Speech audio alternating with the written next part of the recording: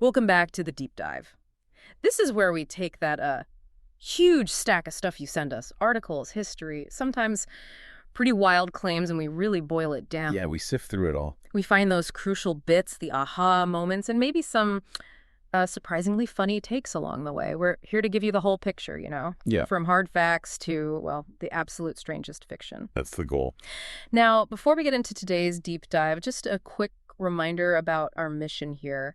If there's some sprawling, tangled story out there, some modern myth you think needs this kind of forensic look, Please let us know. yeah, seriously, write it down in the comments. We really want to hear what impossible story we should tackle next because, honestly, that's what we love doing, unpacking these things piece by piece. Absolutely. Feed us the topics. Okay, so today we are taking frankly, a pretty fascinating and, disturbing trip. We're heading out to the eastern tip of Long Island. We're diving deep into this pool of Cold War paranoia, claims of time travel, psychic soldiers, massive government cover-ups. We are going to Montauk. Yes. The Montauk Project. Exactly, the Montauk Project. And this is such a critical topic for a deep dive like this because, the Montauk Project isn't just some fringe belief anymore. It's genuinely gone global. It's a cultural touchstone now. Right. It pops up everywhere. So our mission today, it's got to be comprehensive. We need to really dissect this modern myth. Look at the absolutely outlandish claims, sure, but also, how was it engineered? Where did it come from? And the real history of the place, too. Camp Hero. Exactly. The verifiable, documented history of Camp Hero itself. And crucially, how did this whole narrative become like the bedrock for some huge pop culture hits we've seen recently? That's a key part of it. And what's really fascinating, I think, is that we're not just here to list the claims or, simply say this is false. No, it's more complex than that. Right. We're looking at the process, the sophisticated way modern myths get built, how information gets appropriated, twisted. The Montauk Project is a masterclass in using what they call soft facts. Soft facts. We'll definitely need to unpack that later. Oh, yeah. And how they deliberately insulate the story from, any kind of real verifiable skepticism. It's quite clever, in a way. Okay, so let's dive in. Start at the core. What is the central story? What do the believers, the proponents, claim actually happened out there on that coastline? Right. The heart of it is this alleged secret, totally illicit government project, supposedly run at Montauk Air Force Station, or Camp Hero, as it was also known. Okay. And where did they claim it started? Did it just jump straight to time travel? No, and that's part of the brilliance of the narrative structure. It starts with something grounded, something dark that we know happened. They claim the initial research began with advanced psychological warfare techniques. Ah, okay. So building on real history. Precisely. It wasn't presented as this sudden leap into pure fantasy. The narrative very deliberately hooks into known, real, covert operations. Specifically, the CIA's project MKultra. And just to remind everyone listening, MKultra was terrifyingly real. Absolutely. It's a documented dark chapter. Illegal experiments, often deeply unethical, focused on mind control, memory erasure, behavioral modification, often using things like LSD. On unwitting citizens, too. On unwitting American and Canadian citizens, yes. So by framing the Montauk Project as basically MKultra continued or even escalated, it immediately gives the story a kind of chilling credibility. Exactly. It roots the fiction in verifiable government misconduct. Makes you think, well, if they did that, maybe they could do this. But as you said, they didn't stick with just psych warfare for long. No, not at all. The claims, they quickly mushroomed out into really exotic territory. We're talking interdimensional travel, teleportation. Time travel. And time travel. Yeah, it becomes this huge convergence of pretty much every sci-fi trope you can imagine. And the location, Camp Hero. Why there specifically? Was that just random? Oh, definitely not random. Yeah. The choice of location was completely strategic for the narrative. I mean, look at it. It's way out on the eastern tip of Long Island. Very remote. Very remote, yeah. Yeah. Hard to monitor. And importantly, it had deep water access. The story uses this to explain how they could supposedly transport heavy equipment, personnel, all that stuff, without being noticed. Okay, that makes sense narratively. But the real centerpiece, the key instrument in all this alleged dark science, was already standing right there. That massive, iconic radar tower. The AN/FPS-35 SAGE radar. That's the one, which, according to the story, wasn't just for tracking planes. It was the main antenna for all their paranormal experiments. Right. And the official story is the base closed down. Officially closed in 1969, yeah. Yeah. Donated as a park. But believers say, that was just the cover. The real work continued underground. Exactly. Operations supposedly went deep underground, renamed the Phoenix Project, in this huge secret facility built beneath the old base. And this is where the logistics start to sound, well, pretty wild. This is precisely where the narrative takes its first major leap. From plausible government secrecy into, frankly, fantastic, almost impossible logistics. Proponents claim this underground facility wasn't just a couple of hidden rooms. No. How big? They allege it expanded to as many as 12 subterranean levels. 12. 12 levels deep, employing several hundred workers, running complex experiments, supposedly for decades. Okay, wait. Let's pause there. 12 levels. Hundreds of staff. This feels like the point where you really have to suspend disbelief, even if you grant them maximum government secrecy. It absolutely is. I mean, let's just think about the sheer practical impossibility for a second. We're talking the eastern end of Long Island. It's a small, relatively affluent community nearby. Right. Not exactly Area 51 in the middle of nowhere. Exactly. So for decades, you're supposedly building a facility the size of a skyscraper, basically sunk into the earth. That means excavating hundreds of thousands, maybe millions of tons of rock and soil. Where does all that dirt go? That's the question. How do you transport that much material out without literally hundreds of massive dump trucks driving through that small town every single day for years? Somebody would notice. Yeah, you'd think so. And that's just the construction. What about running it? Right. Operating a 12-level facility, you need enormous amounts of power. Huge ventilation systems, especially that deep underground, waste removal for hundreds of people, security screening, daily commutes for all those workers. All while pretending to be a quiet, decommissioned state park on the surface. The infrastructure needed would be colossal. Yeah. Impossible to hide completely.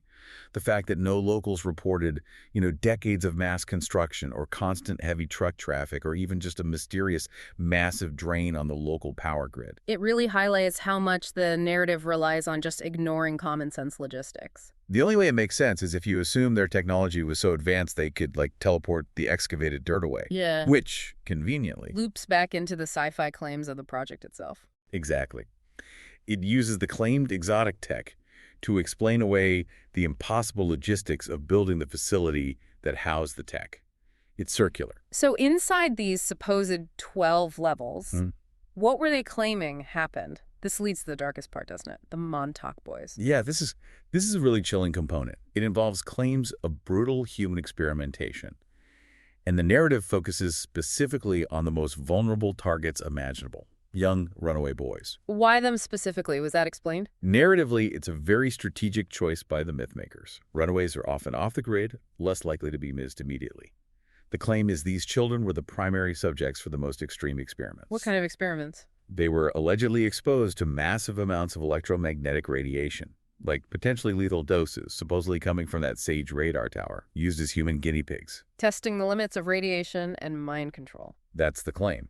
And the goal wasn't just testing, it was systematic torture, sensory deprivation, all designed to completely break their minds, erase their existing personalities, and then reprogram them. Essentially, the idea was to turn them into these covert, mind-controlled assets, psychic soldiers. That specific imagery, the torture, the vulnerable kids, the secret government program, you really have to place that in its time, right? The 1980s. Oh, absolutely. You cannot separate this part of the story from the cultural climate emerged in. This was right during the peak of the satanic panic in the U.S. Right. Widespread fear about ritual abuse, cults, hidden networks. Exactly. Often hysterical fears about child abduction, ritualized torture, repressed memories being uncovered. The Montauk narrative didn't just tap into Cold War paranoia. It brilliantly fused it with this very potent contemporary fear that hidden forces, maybe the government, maybe cults, were preying on children. It makes the story much more visceral, more terrifying. Immensely so. And the supposed result of all this horrific reprogramming wasn't just obedience. It was weaponization. Weaponized psychic abilities. Yeah. Claims included enhancing latent psychic powers. The most famous example they talk about is the seeing eye technique. What was that supposed to be? The idea was once a child's mind was, broken and under control, they could be used to project their consciousness, like allowing them to remotely view events or locations, maybe through the eyes of someone else. Wow. So like psychic spies? Essentially, yeah. A weaponized telepath. It's the perfect blend of espionage and the paranormal. And It's basically the blueprint for a lot of modern psychic heroes or anti-heroes we see in fiction now. Which brings us to the technology. How did they supposedly harness and weaponize these alleged psychic abilities? There was a central artifact, right? The Montauk chair. Ah, yes, the Montauk chair. It's absolutely pivotal to the whole story because it acts as the technological bridge. It connects the real, verifiable military hardware, that big Sage radar, with the completely fantastical claims of psychic powers and time travel. It's the device that supposedly makes the impossible possible. Exactly. It's the mechanism that lends the fiction a veneer of scientific plausibility, however thin. So what was it supposed to be? How do they claim it worked? It was described as this elaborate setup, mostly involving electromagnets, supposedly designed to interface directly with the psychic subjects sitting inside it. And this is where Preston Nichols comes in, right? One of the main authors. Precisely. Preston Nichols claimed expertise in electrical engineering, electromagnetism, radar systems. He provided the technobabble, the pseudoscientific explanation. The basic idea, the logic such as it was that human psychic energy mental concentration was just another form of complex electromagnetic frequency. Okay, so the chair was meant to amplify that frequency. That's the idea. The electromagnets would supposedly boost the subject's psychic energy signal, and then that amplified signal would be fed into the giant Sage radar tower. Which wasn't just listening anymore. Right. In this version, the tower becomes an active, massive broadcasting antenna, projecting these amplified psychic thoughts or electromagnetic waves over huge distances. And what could they supposedly do with this broadcasted psychic energy? Well, the claimed capabilities escalated fast, exponentially. It supposedly started with maybe influencing local moods or affecting small-scale weather patterns. But pretty quickly, the chair becomes this kind of universal plot device in the lore. Capable of anything. Pretty much. According to the story, this system could project thoughts for mass mind control, like across the entire East Coast.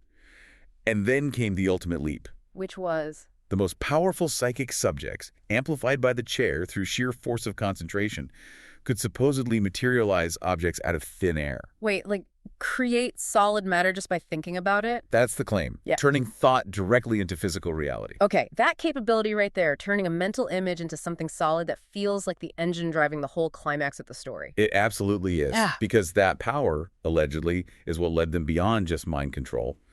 It supposedly led them to creating stable time tunnels. And, inevitably, aliens. Yes. The successful materialization experiment supposedly led directly to figuring out how to create a stable time tunnel, a porthole in time, they called it, allowing them to send probes, and eventually people, anywhere in time or space. Wow. And, as often happens in these big conspiracy narratives, extraterrestrial contact gets woven in pretty quickly. Claims that the project got involved in a technology exchange program with aliens. To get even better tech for time travel and psychic stuff. Presumably, yeah. To gain even greater control over time, space, and maybe reality itself. So this massive, decades-long, incredibly secret project involving psychic kids, time travel, aliens, it all apparently came crashing down. Very suddenly, on a very specific date. August 12, 1983. The precision of the date is really important for anchoring the myth in time.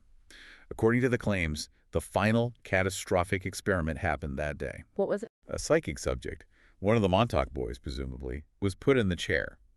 And the instruction was basically materialize something directly from your subconscious mind. Push the thought-to-matter conversion to its absolute limit. And did it work? Oh, it worked.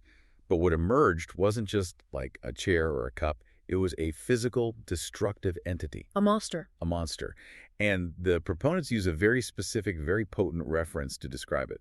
They called it the monster from the id. Ah, like from the movie Forbidden Planet. Exactly. Borrowed directly from the 1956 sci-fi classic. And that's psychologically loaded. It refers to the Freudian idea of the id, the primal, chaotic, unconscious drives, the raw stuff of the psyche, before the ego or superego shape it. So not just some random beast, but the physical embodiment of the psychic's own deepest, darkest, untamed thoughts and fears. Precisely. The ultimate psychological weapon turning back on its creators. And this entity supposedly became fully physical, destructive, rampaged through the underground levels, smashed equipment, and graphically devoured researchers. Good grief. That's quite an ending. Hubris, basically. Total hubris narrative. Played God, got smited by their own dark creation. So how did they stop it? You can't just shoot a monster from the subconscious, presumably. Well, according to the story, they couldn't just flip a switch. To stop this monster, The surviving staff supposedly had to use the time tunnel, Go back in time. go back in time, to a different, very specific date, 1943. 1943. Why then? That sounds familiar. Because 1943 was the year of the alleged Philadelphia experiment. The claim is they had to go back to 1943 and shut down the original generators that were somehow still powering the 1983 Montauk Project across time. Wait, what? The 1943 experiment was powering the 1983 one. That's the narrative connection they make. By shutting down the 1943 generators, they supposedly caused the time tunnel in 1983 to collapse, taking the monster with it. So they stopped the 1983 disaster by messing with the 1943 experiment that supposedly started the whole chain of events. That's incredibly circular. It's a completely closed time loop. Very neat narratively. It ensures you can never really prove or disprove Montauk because the critical event was erased by a time paradox it created itself. And what happened to everyone involved after the tunnel collapsed? Total cleanup.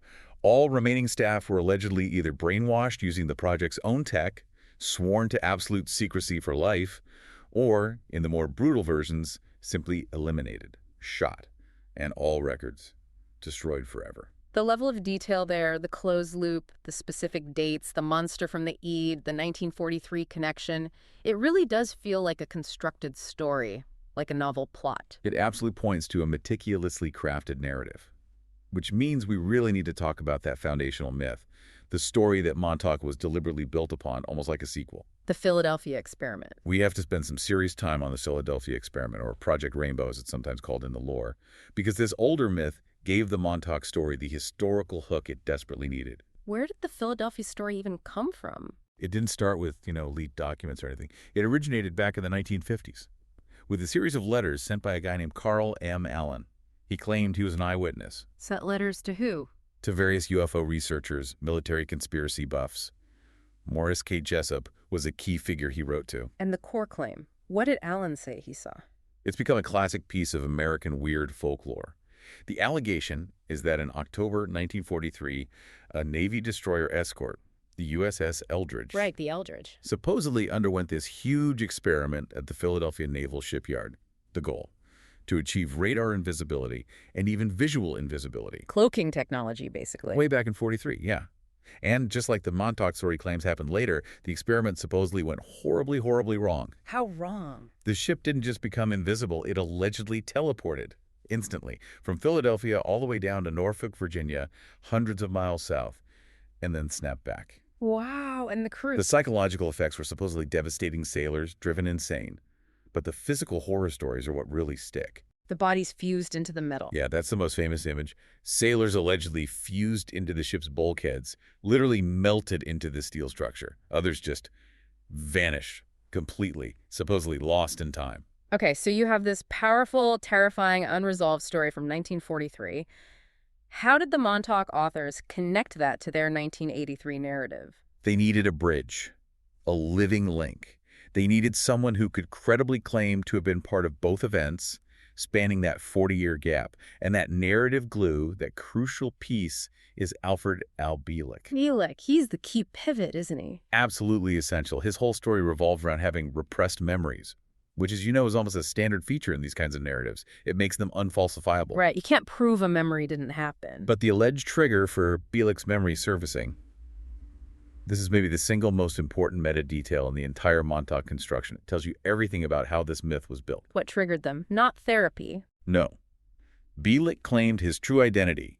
His memories of the 1943 experiment were unlocked by watching the 1984 science fiction movie, The Philadelphia Experiment. Wait, he watched a fictional movie about the supposed event released decades later, and that's what made him remember being there. Exactly.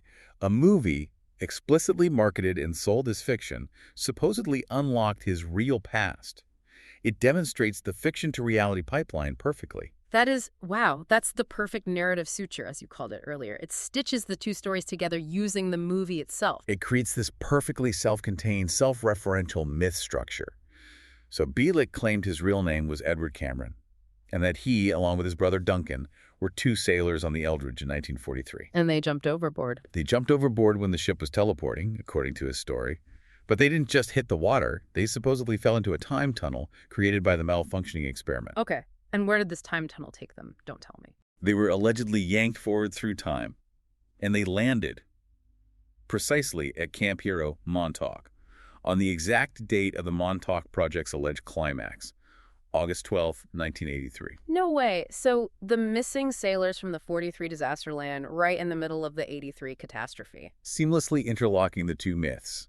It provides witnesses for the Montauk end, and it resolves the mystery of missing sailors from Philadelphia. It's incredibly neat plotting. And who was supposedly there to meet these time-traveling sailors when they popped up in 1983? The story gets even wilder. They were allegedly met by none other than an elderly Dr. John von Neumann. The famous physicist and mathematician, but didn't he die in the 50s? Officially, yes. Von Neumann died of cancer in 1957. But the Montauk lore claims he faked his death. Why? To secretly continue his work on Project Rainbow, the Philadelphia experiment tech, which had now been renamed the Phoenix Project, operating deep beneath Montauk. So von Neumann was secretly running Montauk all along. According to Bielek, yes. And this elderly, supposedly dead von Neumann then allegedly tasked the two time-displaced sailors, Edward and Duncan Cameron, The ones who just arrived from 1943. traveling back through the time tunnel to 1943 to destroy the equipment and shut the whole thing down. Hold on. If von Neumann is the secret head of the super advanced Phoenix Project in 1983, with time tunnels and presumably a whole team, why does he need these two traumatized guys who just fell out of 1943 to go back and flip the switch? Couldn't his 1983 team just, I don't know, send a robot back? Or use their advanced tech? That is a fantastic question. It highlights where the narrative requirements override internal logic. The story needs the sailors from 43 to be the ones who go back. Why? Because the authors needed to give the Philadelphia experiment survivors this tragic, important second act. And they needed them specifically to be present in 1983 to act as the primary witnesses to Montauk's collapse for the book they were writing later. Ah, it serves the plot of the Montauk book, not necessarily the logic within the story itself. Exactly. It's a plot device. Yeah. By making the Bielek-Cameron brothers the key witnesses and the solution, the Montauk authors essentially absorbed the entire narrative, weight, and unresolved mystery of the older Philadelphia legend into their own story. Okay, this level of interconnected plotting using movie triggers, faked deaths, it screams that this wasn't just some rumor that spread. This was authored. Absolutely. This wasn't anonymous folklore bubbling up organically. This was a specific, authored, and crucially commercial narrative, which leads us directly to the people who actually wrote the script, so to speak. The progenitors, and their very specific strategy for presenting this story. You called it the soft fact. Yes. The foundational text, the sort of Bible for this whole conspiracy, is the book The Montauk Project, Experiments in Time. It came out in 1992, written by Preston B. Nichols and Peter Moon. And this book pulled all those threads together? The chair, the boys, Bielek, the time tunnels? It codified everything, took all the disparate claims, the anecdotes, the Bielek testimony, and wove them into one single, coherent, and highly marketable story. And the evidence, as we've touched on, rested entirely on things like repressed memories and time anomalies, stuff you can't really verify. Entirely subjective. Yeah. Which is key. If you can't prove the events happened, you also can't definitively disprove that someone remembers them happening. It creates a safe space for the narrative. But the really crucial move, the rhetorical masterstroke, was that disclaimer they put in the book. Oh yeah, this is where the soft fact strategy comes in. Right at the beginning of the book, Nichols and Moon included this line: "Whether you read this as science fiction or nonfiction, you are in for an amazing story." Wow. And later, they publicly referred to the content, the stuff they were selling, as potentially real as soft facts. That's more than just covering your bases legally. That's like building a force field around the story. It's a masterful strategy of self-inoculation against any future debunking. Think about it. If a skeptic comes along and says, "This is impossible, here's the proof," the authors can just point to the disclaimer. And say, hey, we told you it might be science fiction. Exactly. Read it as fiction if you like. But for the true believer, that same disclaimer gets reinterpreted. It becomes a coded message, a wink from insiders who have to disguise the truth as fiction to get it past the censors. So it works both ways. It allows them to sell it as the real hidden story, while simultaneously deflecting any demand for actual proof. Precisely. It lets the story exist in this weird, profitable middle ground. It gets all the commercial buzz of being a true conspiracy revealed, but it never has to actually meet the burden of proof required for history or science. It's genius from a marketing perspective. Okay, and who were the key figures pushing this narrative? You mentioned Nichols and Bielek. Was there anyone else central? There's really a core triumvirate of survivors or witnesses whose combined stories created the necessary scale and emotional impact. So first, Preston Nichols. Nichols was the main progenitor. He provided the technical backbone. Claimed he had expertise in electrical engineering, parapsychology, said he was secretly working as a technician on the project, living this double life. He's the one who described how the radar supposedly worked, the chair, the pseudoscience. He's the tech guy. Got it.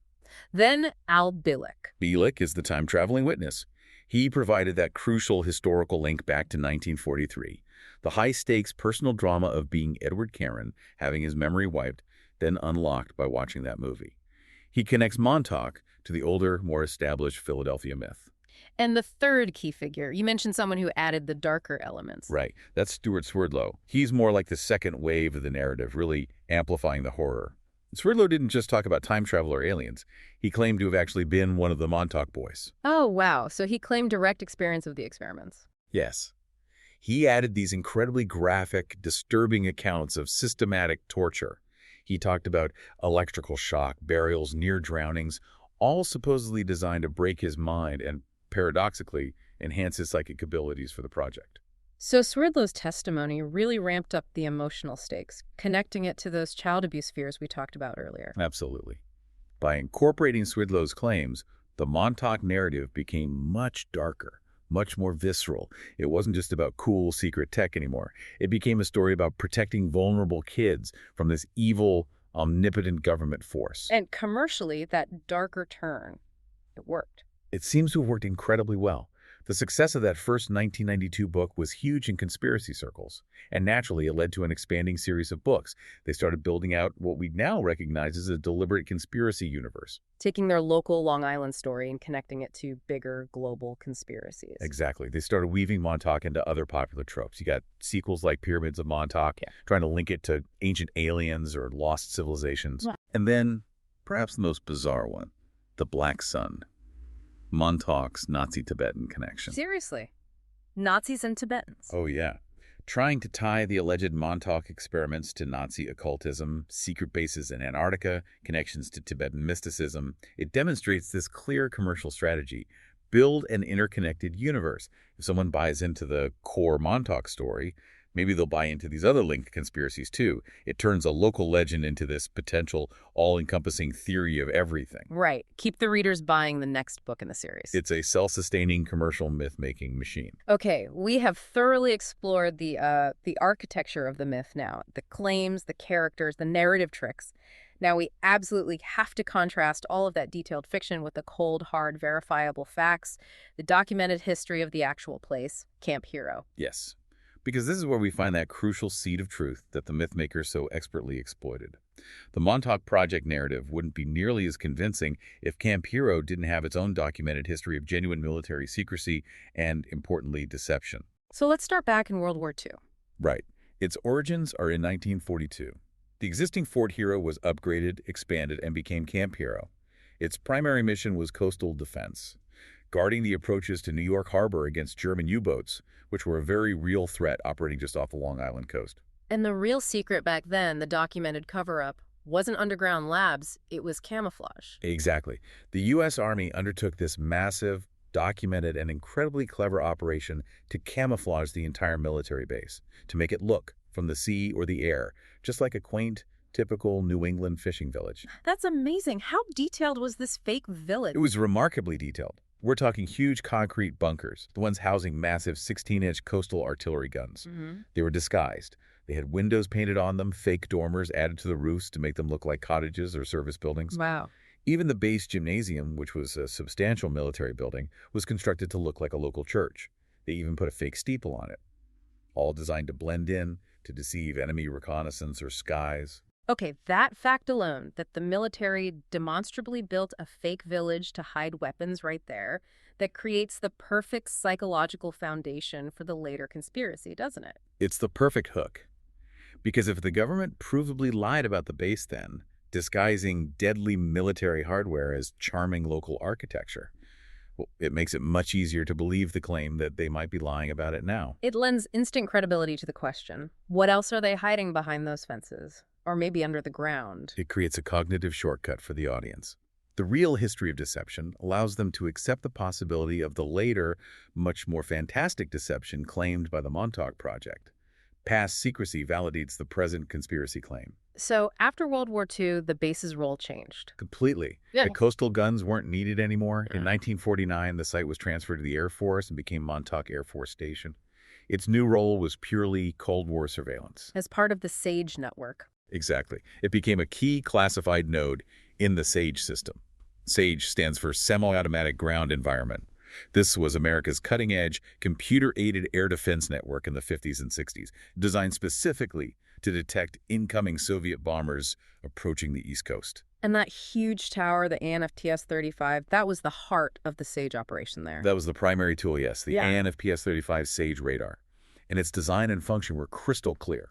Long-range, passive detection of air traffic. It was a giant listening post, a huge ear, basically, designed to pick up aircraft hundreds of miles away and feed that data into the SAGE command computers.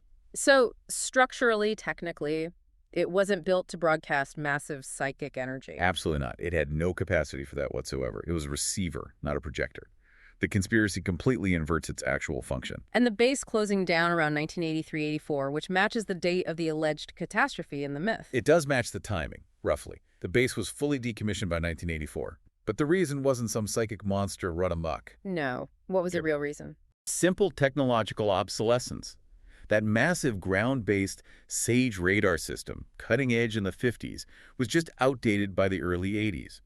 New satellite technology, better airborne radar like AWACS. What? They made these giant ground stations redundant. The government didn't need a huge antenna on the tip of Long Island anymore to track potential threats. So it closed because of progress, not paranormal disaster. Exactly, mundane progress. And today, the site is Camp Hero State Park. People can go there. But there's still some official activity, right? Which the conspiracy theorists point to. Yes, and this is where we see that process of folkloric appropriation or inversion happening in real time. The U.S. Army Corps of Engineers, the USAC, they conduct ongoing environmental remediation work there. What kind of work? It's part of a standard program called DRPEESS, the Defense Environmental Restoration Program for formerly used defense sites. Basically, cleaning up old military bases. So they do things like remove old underground fuel storage tanks, check for contaminated soil, deal with old transformers that might have hazardous materials, maybe investigate potential unexploded ordnance left over from the WWII era. Necessary documented cleanup work. Okay, so the government is literally digging up old underground tanks and cleaning the site. And the believers see that as proof of a cover-up. Precisely. The actual verifiable work of the USAC uncovering and removing old infrastructure is completely inverted in the conspiracy mindset. Those construction fences, the digging equipment, that's not seen as cleanup. It's interpreted as them actively sealing the entrances to the real 12-level secret lab down below. Covering up the evidence of the 1983 disaster. Right. It flips reality on its head. They use the government's actual transparency and remediation efforts as proof of the fictional ongoing cover-up. It's a fascinating dynamic. Let's just quickly summarize that core contrast again, because it really defines the whole thing. Okay. Two key inversions. First, the tower. Fact. It was a passive radar dish designed for listening for air traffic reception. Claim. It was an active projector, broadcasting mind control signals, opening time portals, amplifying psychic energy. And second, the underground area. Fact. Contains standard WWII-era bunkers, utility tunnels, storage tank stuff now being environmentally remediated. Claim. Housed a secret, $10 billion, 12-level subterranean laboratory built for alien tech exchange and time travel experiments. The Montauk Project narrative is masterful at taking the kernel of truth. The military was there, it was secret, there was camouflage, there's a big tower, and stretching it into this absolute impossibility. Which brings us to the definitive counter-narrative, the direct debunking efforts, both scientific and historical, starting with the precursor myth that Montauk relies on. We have to definitively put the Philadelphia experiment to rest. The Navy has always denied it, right? Said it contradicts physics. Their denial has been consistent for decades. No such experiment was conducted. The claims about teleportation and invisibility violate fundamental laws of physics as we understand them. But the real smoking gun isn't just a denial statement. It's the paper trail. The ship's own records. Exactly. The USS Eldridge's own declog and war diary. These are the official, contemporaneous records of where the ship was and what it was doing. And they provide concrete, irrefutable evidence against the conspiracy timeline. What do they show? They show that during October 1943, the supposed time frame of the invisibility experiment in Philadelphia, the Eldridge was actually conducting its initial sea trials and shakedown cruises, and was operating primarily out of New York City and down near Bermuda, So, nowhere near Philadelphia. hundreds of miles away. It was never physically present in the Philadelphia Naval Shipyard during the period the alleged experiment took place. The ship's own official history disproves the core claim. But the myth is so persistent. You mentioned it likely arose from misinterpreting real Navy projects? That seems to be the key to its origin and sticking power. Two real things got twisted. First, degaussing. What's that? Degaussing was a very real, very important process during WWII. They wrapped large electrical cables around a ship's hull and passed a current through them. Mm-hmm.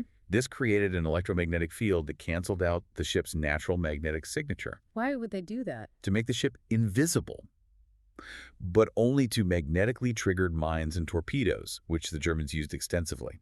It protected the ship from magnetic detection. The conspiracy narrative just twists invisible to magnetic mines into invisible to the human eye. Ah, okay. A subtle but crucial shift. And the second real project, Project Rainbow. Yes, there was a real Project Rainbow, Okay. but it had absolutely nothing to do with invisibility or teleportation. Project Rainbow, specifically Uranbo V, was simply the top-level military code name for the overall Allied strategic war plan to defeat the Axis powers. So a strategic plan, like D-Day plans. Exactly. It was a massive blueprint covering logistics, troop movements, political goals. It was strategy, not experimental physics. The myth makers just grabbed the cool, mysterious-sounding code name and retroactively slapped it onto their fictional invisibility experiment story. Okay, so the Philadelphia experiment is demonstrably false, based on ship logs and misinterpretations. How does this ability of the Montauk myth to absorb and twist reality play out more recently? You mentioned the Montauk Monster. Ah, yes. The Montauk Monster incident from the summer of 2008. This is a perfect, almost laboratory-conditioned case study of how the Montauk narrative functions as an interpretive lens for anything weird that happens nearby. What happened? A strange-looking animal carcass washed up on Ditch Plains Beach in Montauk. It was badly decomposed, mostly hairless, looked really bizarre. And because it washed up in Montauk? Exactly. Given the whole backdrop of the Montauk Project conspiracy, the secret labs at Camp Hero, and also the nearby Plum Island Animal Disease Center, which is a real high-security government lab doing animal research. The speculation just exploded. Instantly. Photos went viral online. It was immediately labeled a mutant, maybe an alien hybrid, definitely an escaped government experiment from either Camp Hero's secret labs or Plum Island. It was seen as physical proof confirming all the wild stories. But the scientific explanation was much less exciting. Much less exciting, and arrived pretty quickly. Paleozoologists and wildlife experts looked at the photos and identified the creature pretty conclusively. It was a raccoon. A raccoon, but it looks so weird in the photos, the beak thing. Yeah, the weird appearance was simply due to advanced decomposition, especially decomposition after being in salt water. The apparent beak, that was just the animal's premaxillary bone, the front part of the upper jaw becoming exposed as all the surrounding soft tissue, the snout, the lips rotted away. And the hairlessness. Also decomposition is a common process called skin slippage, where the fur basically just slides off a waterlogged corpse. So all the features that made it look monstrous and fuel the conspiracy theories were just predictable results of a dead raccoon bloating and rotting in the ocean. So the terrifying physical evidence of decades of secret psychic warfare and alien experiments turned out to be a decomposed raccoon. That's the mundane reality, a bloated, hairless piece of roadkill, essentially, that washed ashore. It's almost disappointingly normal. And yet, even after the scientific identification, the story persisted. People claimed the government covered up the monster, made it disappear. Did it disappear? Well, beached carcasses often do disappear. Sometimes municipal cleanup crews remove them. Sometimes locals bury them. Sometimes the tide just washes them back out to sea. There was nothing mysterious about it vanishing. But the key point is, the Montauk narrative is so powerful in that area, so ingrained, that even a scientifically debunked raccoon carcass gets reframed as further evidence for the conspiracy. The myth bends reality to fit itself. But the absolute biggest impact, the true lasting legacy of the Montauk Project, isn't dead raccoons. It's how it jumped from fringe books into massive mainstream entertainment. We have to talk about Stranger Things. We absolutely have to, because the link here isn't just speculation or fan theory. It's a documented, acknowledged fact by the show's creators, the Duffer Brothers. They essentially adapted the Montauk Project narrative. It was the direct inspiration. It was the genesis. The entire show grew out of the Montauk lore. In fact, when the Duffer Brothers originally pitched the show to Netflix, the working title wasn't Stranger Things. It was simply Montauk. Wow. Okay, so it was explicit from the start. Completely explicit. Oh, yeah. And the earliest versions of the show's concept weren't even set in fictional Hawkins, Indiana. They were set in Montauk. They were set right there Right. in Montauk, Long Island. The creators eventually decided to move the setting to the Midwest. They felt contrasting the supernatural horror with, ordinary Midwestern life would be more effective, maybe more relatable. But even though they changed the location, they kept the core Montauk DNA completely intact. So let's trace those parallels, because when you lay them out, they are incredibly direct, one-to-one almost. They really are. Start with the setting. Hawkins National Laboratory in the show. It's the fictionalized, maybe slightly cleaned up version of the alleged secret underground facility at Camp Hero.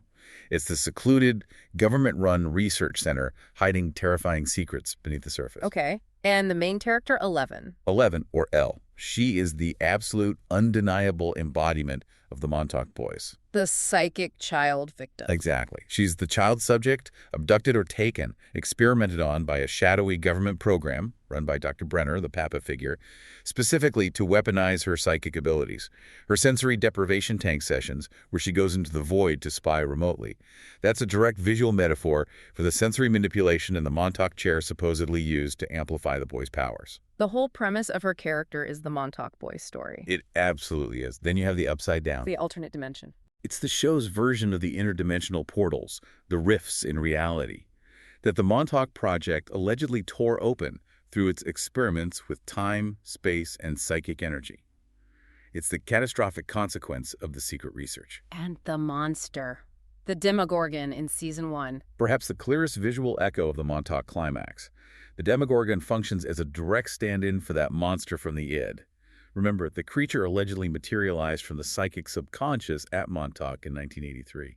The Demogorgon is that concept made flesh, or whatever the Demogorgon is made of. The show's entire inciting incident mirrors the alleged 1983 catastrophe. Wow. Okay. Even the timeline matches up, roughly. Early 80s. Early 80s setting, secret lab, psychic kid, interdimensional tear, monster unleashed. Its Montauk Project bullet points turned into a global television phenomenon. And they even threw in a nod to the prequel myth. They did. A subtle but very intentional one. In Hawkins' lab, there's the Rainbow Room. It's where Brenner taught the psychic children, including 11. Rainbow Room, like Project Rainbow. Exactly. It's an homage to Project Rainbow, the code name that the conspiracy authors hijacked from the real WWII war plan and applied to the fictional Philadelphia experiment, which then served as the prequel to Montauk. So, Stranger Things isn't just adapting Montauk. It's even referencing Montauk's own fictional history. It's basically the Montauk universe brought to screen. It really is. Stranger Things is, in many ways, the Montauk Project's best-selling, most successful fictionalized autobiography. So why? Why does this particular myth, the Montauk Project, resonate so strongly? Why did the Duffer Brothers see such potential in it? What's the enduring appeal? I think it taps into some really powerful, deep-seated cultural anxieties, especially in the American context. It perfectly blends that Cold War paranoia about government secrecy and hidden threats. Which we know is justified sometimes. Absolutely. It blends that paranoia with a very justifiable fear and distrust stemming from real, documented government misconduct. Things like the Tuskegee syphilis study, where black men were unethically denied treatment, and of course in culture itself. So the Montauk story feels plausible because we already have proof the government has done secret, unethical things. Precisely. That kernel of truth gives the wildly fictional claims a disturbing plausibility. Makes you think, well, maybe. And beyond the government paranoia, is there a more personal psychological appeal? Oh, definitely. On a personal level, it offers this kind of fantasy of control in a world that often feels chaotic and frightening. And maybe more importantly, it speaks to a deep longing for hidden abilities. Psychic powers. Yeah. Telekinesis, telepathy, remote viewing, maybe even time travel. These ideas are incredibly appealing, and polling consistently shows that a pretty large percentage of people, Americans included, genuinely believe in things like ESP or psychic phenomena. So the idea that these powers are real, but just being suppressed or weaponized by the government. It's a thrilling thought. Yeah. It makes the world seem more magical, more dangerous, and potentially holds out the promise that ordinary people might have extraordinary hidden potential. So ultimately, the Montauk Project fits into this specific modern pattern. Conspiracy theory gets packaged, sold, becomes a narrative genre. And then that genre gets mined for hugely successful fiction, which loops back and feeds interest in the original conspiracy. The authors created a potent story, and the Duffer Brothers just recognized how powerful that story was. It really is a fascinating case study. It's the quintessential example of the life cycle of a modern myth. The Montauk Project endures. Not because any significant part of it is factually true, because as we've seen, almost every core claim is demonstrably false or based on misinterpretation. It endures because it's just a damn good story. It hits all the right buttons. It has everything: high-tech government secrets, shadowy figures, unethical experiments, vulnerable child heroes, time travel, aliens, monsters from the subconscious, a hidden war fought underground. It's incredibly compelling fiction. So let's just recap that final, almost dizzying loop we've traced here. Yeah, think about the full circle. You start with a fictional movie, 1984's The Philadelphia Experiment. That movie helps unlock the supposed repressed memories of Al Bielek, which then become the basis for linking it to a new conspiracy. Which gets written up in a book series starting in 1992. Right, the Montauk Project. Experiments in Time.